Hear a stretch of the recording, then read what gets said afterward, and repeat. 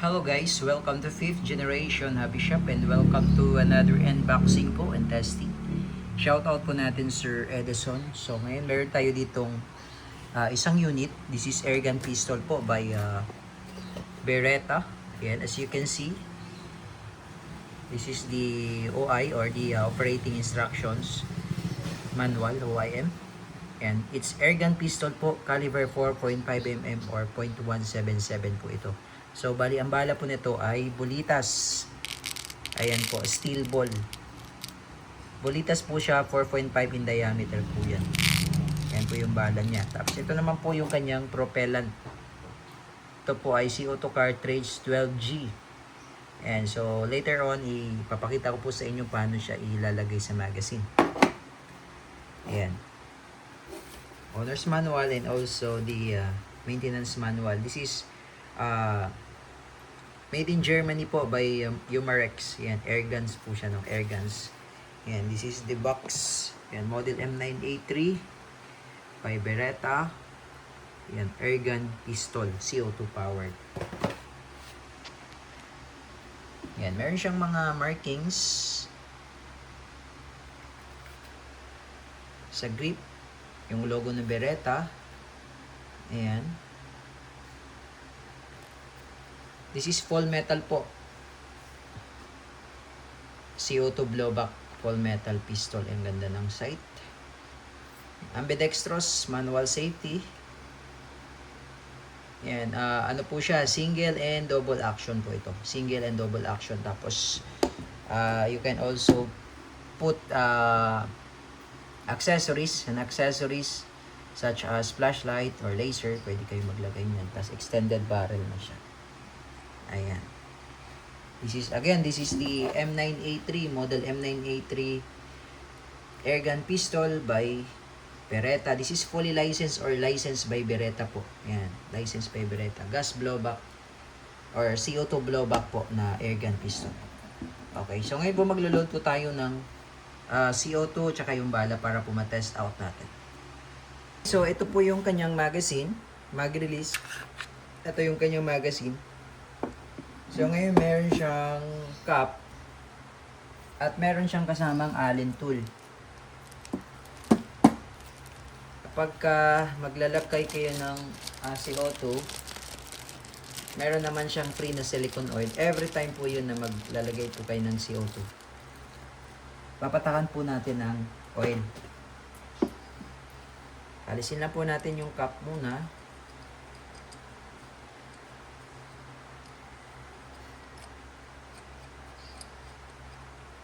Ayan. Tapos pwede po kayong maglagay dun sa dulo or dun sa tip. Dun sa tip po ng CO2. Sa dulo po ng CO2. So, ayan po.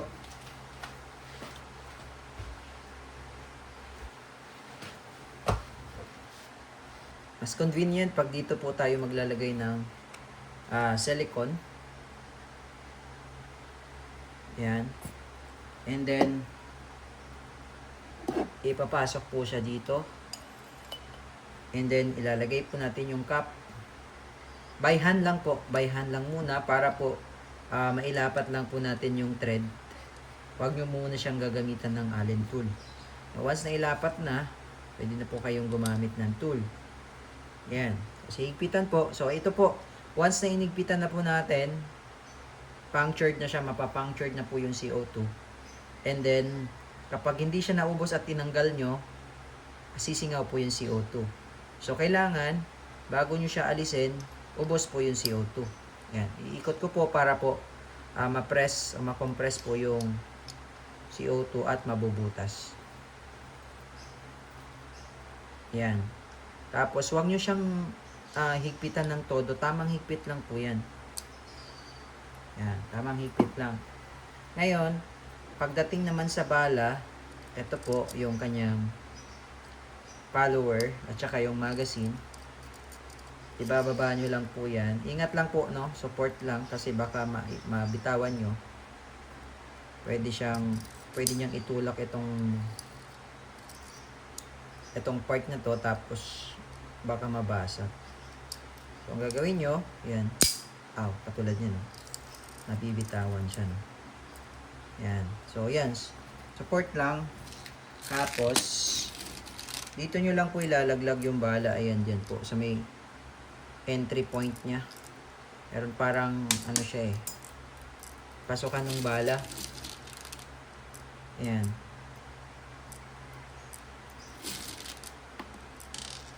Ayan po, dyan. Sorry. Ayan. So, meron pala siyang stopper dito. Pwede mo siyang i-lock. Tapos, para hindi ka na mahirapan, lagay ka lang ng lagay ng bala dyan. So, ang capacity pala niya ay, check natin. Bali, ang capacity niya po ay, yung nakalagay, 18. Okay, sorry. 18 rounder. 1.8 po siya. 1.8. 18 rounder. Tapos, ano nyo lang, ganyan.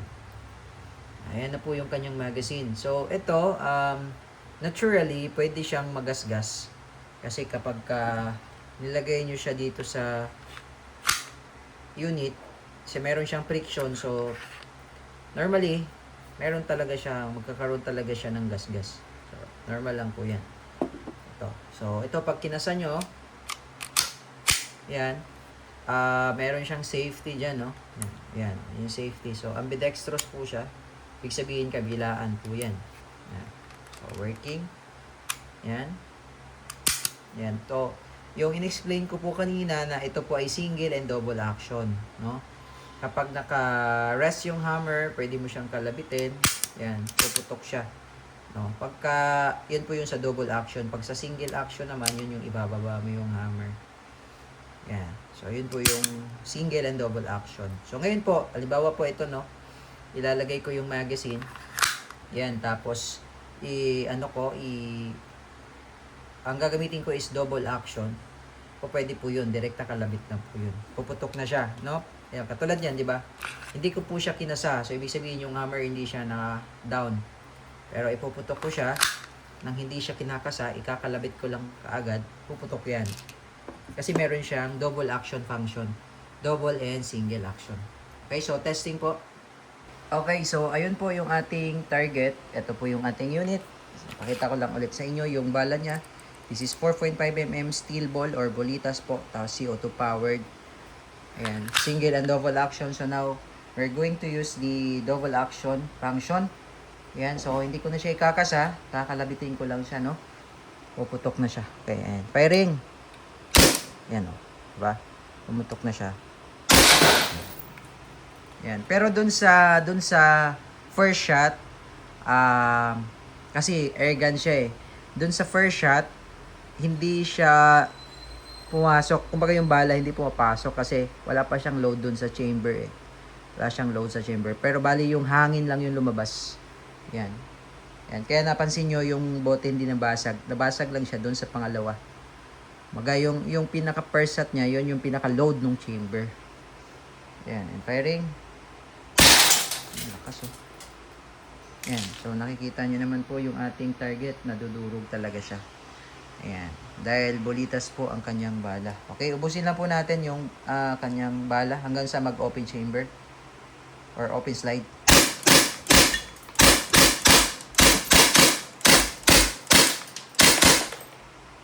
Ayan. So, yan. Normally, nag-open slide siya kapag wala na siyang bala. So, release nyo lang yung magazine.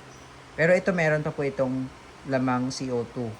Kasi naka first round pa lang po tayo. Ngayon, pag nag-open slide, bali itutulak nyo lang po siya, no? Itutulak nyo lang ito. Then, release. Yan. Okay, for safety, syempre, hammer down.